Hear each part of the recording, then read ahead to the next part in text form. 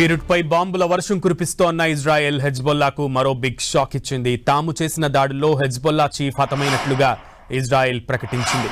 నిన్న రాత్రి బీరుట్పై జరిపిన దాడిలో నయీం ఖాసిం హతమైనట్లుగా ఇజ్రాయెల్ ప్రకటించింది.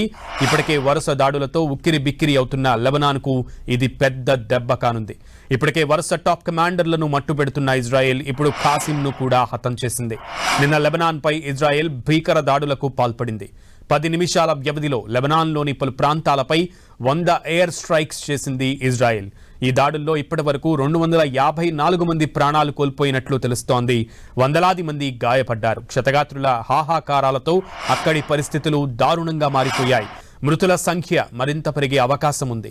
దాడులు జరిగిన ప్రాంతాల్లో అంబులెన్స్లు, వైద్య సిబ్బంది సహాయక చర్యలు కొనసాగిస్తున్నట్లుగా రెడ్ క్రాస్ వెల్లడించింది. క్షతగాత్రులతో లెబనాన్లోని అన్ని ఆసుపత్రులు నిండిపోయాయని ఆరోగ్య మంత్రి తెలిపారు. 1982 తర్వాత లెబనాన్పై ఇదే అతిపెద్ద దాడి అని అధికారులు తెలిపారు.